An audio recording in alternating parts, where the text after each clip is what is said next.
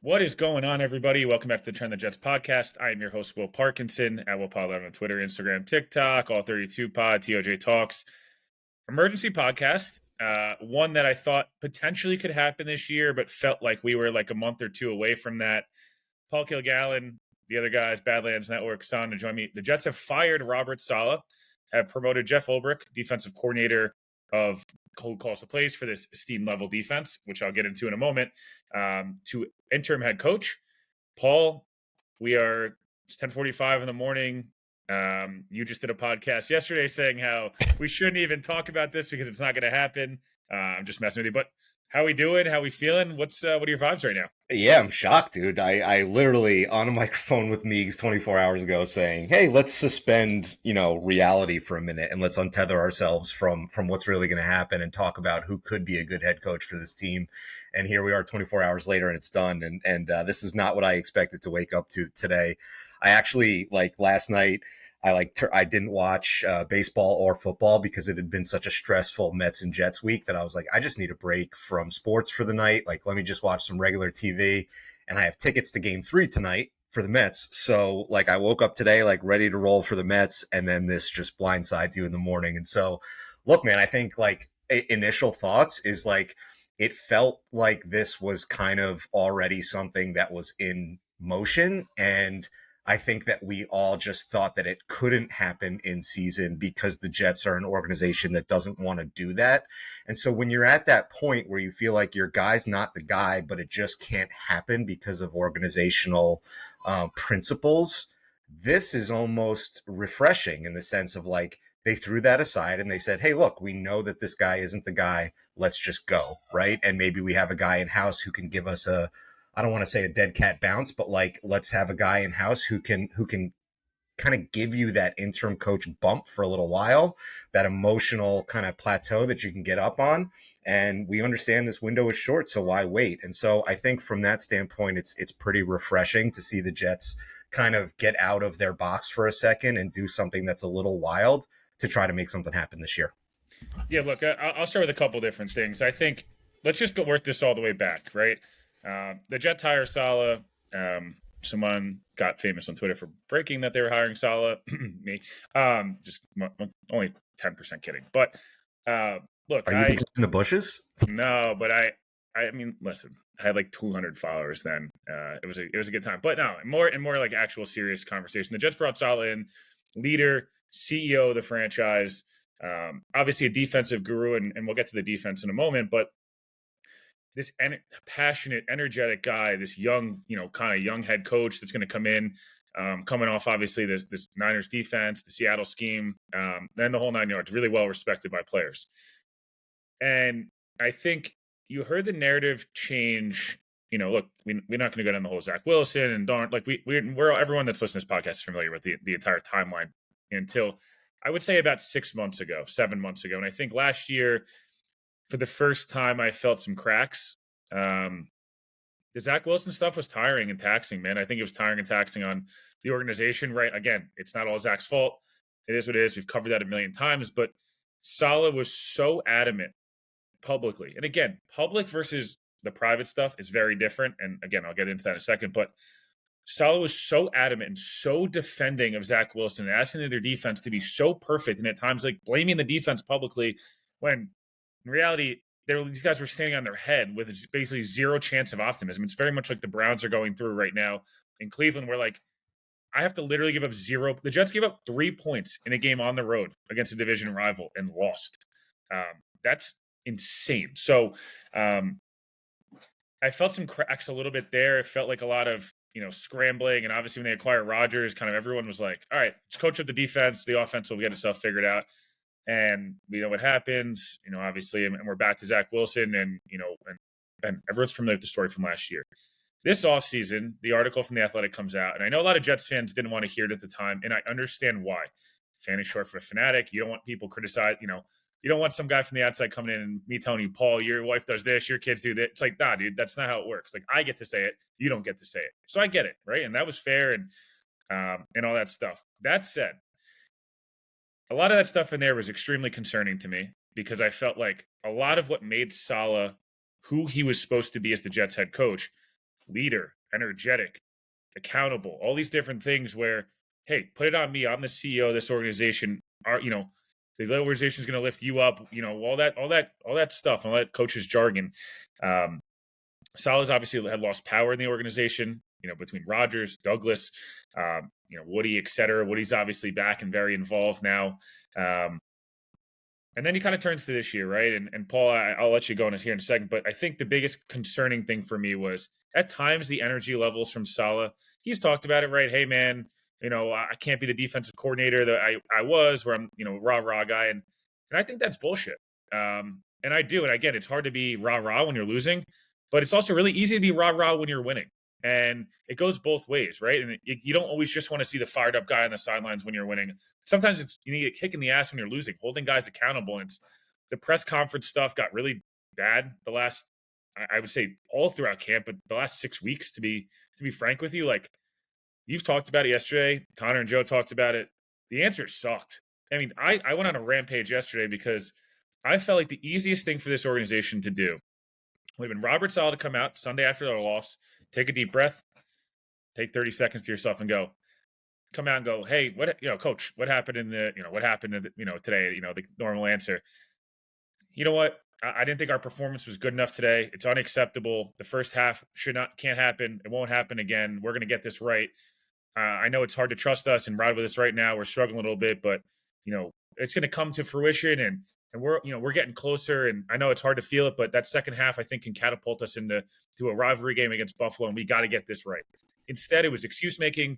It was lackadaisical attitude. It felt like in the thousand mile stare that Joe and Connor always reference. Like, I know it's stupid, but that stuff, people feed off that, man. And if you see your coach doing that, Paul, you're at work, you see your boss doing that, you're like, well, I don't know. I guess now I'm going to be in a lackadaisical mood. So I guess before we continue there, thoughts on, I guess, what I said, and then we can kind of go into Ulbrich. Yeah, I mean, perception is reality, to your point. And I think the funny thing about his press conference woes is that the statement that you just made is the statement that probably 31 other head coaches would make after that loss, right? And I think that that's what Robert Saleh was trying to do. That's the most frustrating thing, is that he is trying to do that. But in trying to do that, he always just says one sentence that tanks the rest of it, right? Like, he opens this one little door a crack, and it always kind of invalidates almost everything else he says. And I think and I'm trying to like conceptualize this the right way in my brain so that I can get it out of my mouth. And I think that like he tried so hard to be what he was hired to be, which was that CEO, emotional leader. I'm going to keep everything under control. There's going to be a ton of accountability. Like, in his pursuit of that, he ended up kind of doing the opposite, right? Like, where he tried to like deliver that, but he tried to change who he was in order to deliver that because he thought he needed to be something else.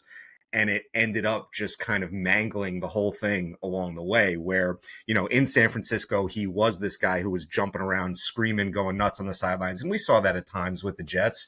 But he came here and he tried to package it into, putting things on the walls and redecorating the inside of the building and giving out free shirts to everybody and catchphrases and all this stuff. And it all just kind of mangled itself along the way into something that it wasn't supposed to be. And I thought over the offseason, after that Athletic article, it sounded like it got to Salah because he went on The Fan for their annual, spot at Jets training camp. And he put his hand up and he said, I made a mistake and I didn't understand what was important here. And I'm going to stop doing the shirts and I'm going to stop doing all this stuff. And I'm going to really dial into what matters. And I think he, along the way, tried so hard to be something and probably got away from just who he was and who he was as a coach. And that's what kind of ended up becoming what he was here. And so, like, in the process of trying to be stable and not throw the offense under the bus, he ended up throwing the defense under the bus. And then he created this feeling on the defense like there was too much being asked of them. And then that created a lack of accountability. And that all culminates in London in week 5 with Quincy Williams basically saying, we're tired of hearing the same bullshit every week. There's no accountability here, right? And like all of this stuff from the last 4 years leads up to this explosion that results in him getting fired in week 5, which is something that none of us thought could possibly happen. So in a way, it's really sad for him that like he probably did have the qualities inside of him, but in his trying to change himself and mold himself to who he thought he should be, he kind of lost all of it, right? Yeah. And the opposite thing happened. Yeah, well, no, 1,000%. I think you make a good point there where this is a lot about, I thought Robert Saleh did a great job of, hey, mentality of getting guys paid, being able to treat them like adults, let them police themselves. All these are really good qualities. And I know Salah has respect still in that locker room, but man, it just started to feel like, it feels like there's a division there. You know, to me, I just felt like, I don't know. Again, this is maybe just my perception. Ulbrich is a guy who, and we'll kind of transition to Ulbrich here, you know, now getting the job. I think this is the right move. I think this is a good move. I also am really intrigued by everybody nationally right now is crushing the Jets. It's all, you know, look at the offense he's been given, and Aaron Rodgers does it again, and he did the defense. Hey, man, like the defensive coordinator, the guy who has called the plays and shaped this defense, in my opinion, and the mentality of this defense, more importantly, over the last 4 years, has been Jeff Ulbrich. You know who was down in the Senior Bowl? You know who the San Francisco 49ers are trying to poach all offseason, which apparently, according to Albert Breer, is one of the many reasons caught Woody's attention. The Kyle Shanahan desperately wanted Jeff Ulbrich. Jeff Ulbrich, hard-nosed, kind of psychopath middle linebacker and outside linebacker during his heyday. I think part of what stood out to me is that the Hard Knocks clip of Ulbrich last year, F this, F this, F this, and then it was like, you see who our quarterback is? If you guys do your goddamn job, like, we will win a lot of games in this league. I just, to me, felt like, you know, Ulbrich's done a good job of adjusting at times. I don't feel like he's quite as stubborn. And again, maybe I'll be proven wrong. And, you know, the interim coach thing is always one of two things, right? It either continues a short boost and it continues the way it's going to continue, or it gives his team a legitimate shot in the arm where, I don't know, what's Ulbrich got to lose? And I feel like he's going to coach that way, personally. I don't feel like he's going to go out there, and maybe I'm wrong, and maybe it's just kind of optimism of trying to, you know, convince yourself that it's going to be okay. But you feel like Ulbrich's going to go for it on 4th down or rip into somebody when he needs to? He's got the respect of those defensive players, so that's for damn sure. And I think he's got a lot of the respect of the offensive players as well, for what he's done, for what he did in his career, for who he is. Jeff Ulbrich was a guy who was going to be probably a tier 2 candidate for head coaching jobs. Obviously, the offensive guys generally, and you know, the Belichicks of the world will probably be the tier 1s coming up. But look, Ulbrich's had a chance to go get a job here.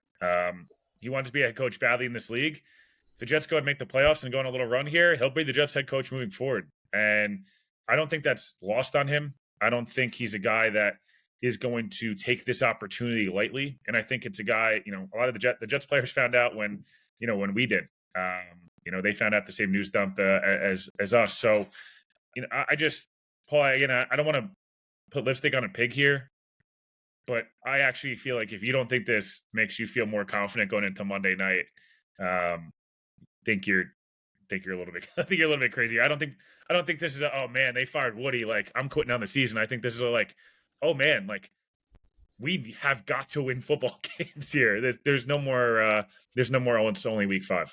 Yeah, for all the please don't be Hackett, or are we going to bring in Bill, or are we going to bring in Rabel off the couch? Like, for all of that talk, none of that was ever real. It was Middleton or it was Ulbrich.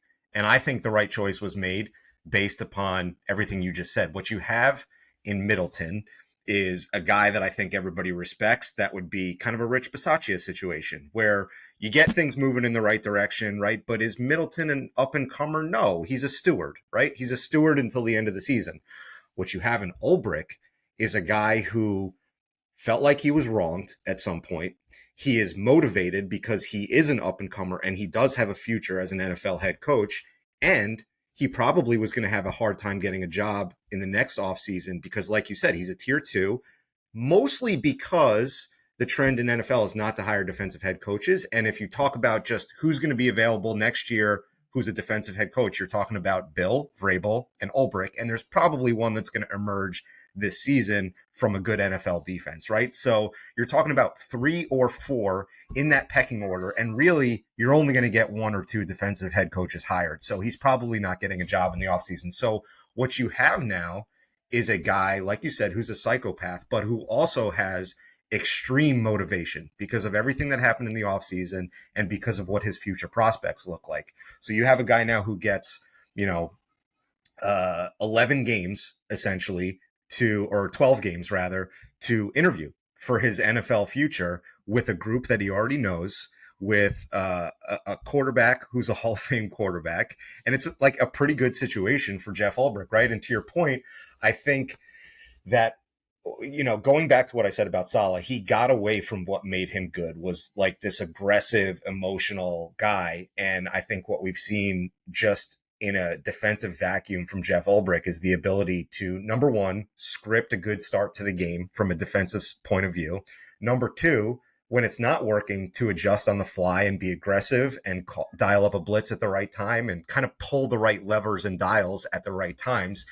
And if he can just bring that defensive attitude, I'm not saying that he's going to know the offensive playbook in and out and be able to dial up the right play, but if he can project that defensive attitude onto the offense, right? And say, hey, when it's 4th and less than 2 and we're at maybe the 50-yard line and it's the second quarter, like, I'm going to go for it because I know that we're going to run it down their throat and we can get it. Like, instead of that scared race to 10, race to 20 mentality that we've been dealing with on the offense for the last 2 years, if we can transfer that defensive attitude over to the offensive side of the ball, which I think Salah wanted to do, but he just lost it along the way because of everything that happened with Zach Wilson, then that's an immediate shot in the arm. And to what we said at the beginning, like, we have 12 games with Aaron Rodgers. Maybe we have one more season, but right now all you have is 12 games with Aaron Rodgers, and you got to make it worth it. And this is a emotional